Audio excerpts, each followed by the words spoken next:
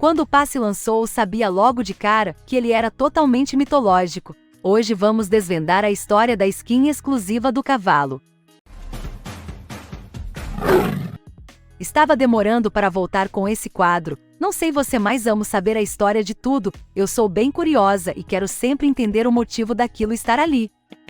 Isso também se chama intrometida e fofoqueira. Metedora de nariz onde não é chamada. Desocupada. Sem nada para fazer. Chega! Irritadinha. Pois bem, na minha opinião, a maioria das pelagens do Wild foi inspirada em mitologias, lendas e em histórias da vida real. E uma coisa eu sei, essa temporada 3 é toda mitológica e já sei logo de cara quais são só de olhar as skins. E sim, eu sei. Tô com saudade da nossa amizade. A gente se perdeu e não se encontrou mais. Vou levar copyright, seus lazarentos. Vocês corromperam até a Twilight. Ninguém é de ferro. Eu iria dizer que eu sei que estou devendo a história de algumas skins exclusivas. Vamos para a nossa criatura.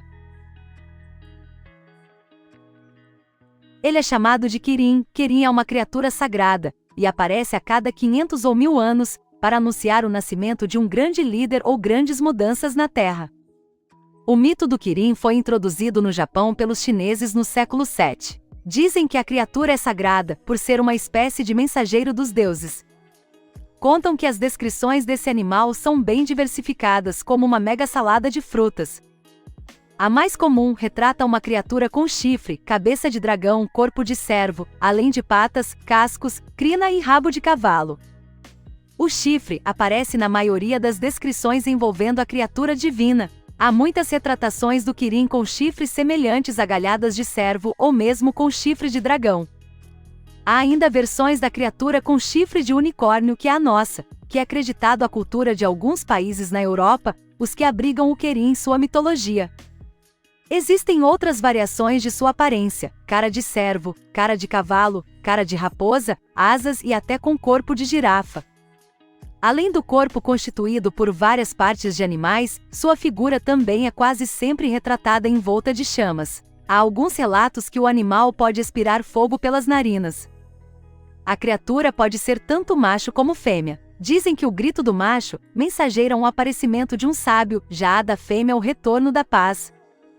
Embora possua o corpo constituído por vários animais, sua aparência não é bizarra, ao contrário, Kirin é elegante e até bonito. Eu amei ele sério. Casa com ele. Eu não.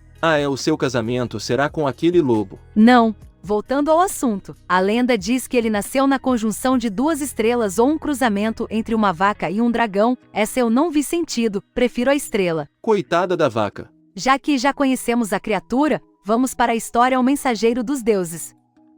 Na época em que a mãe de um grande filósofo chinês estava grávida, Kirin apareceu para anunciar o nascimento de um homem à frente de seu tempo, cujos ensinamentos influenciariam toda a nação chinesa. E posteriormente... Que palavra é essa? Calado e ouça. Com o nascimento foi constituída a lenda de que a criatura sempre surge para anunciar o nascimento de grandes líderes.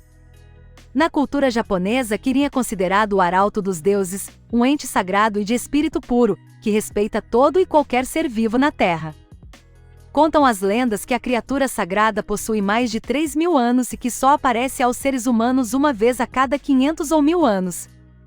No geral, Kirin é o mensageiro das grandes mudanças, sejam elas um prenúncio de alerta para desastres ou bons presságios para a humanidade. Kirin é uma criatura muito celestial e bondosa, incapaz de ferir qualquer ser vivo.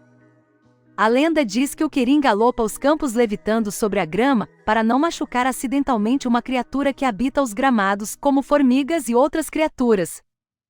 Mas apesar de ser uma criatura pacífica, o Kirin pode lutar contra o mal, manipular os 5 elementos e rugir com a voz de trovão e cuspir fogo pela sua boca.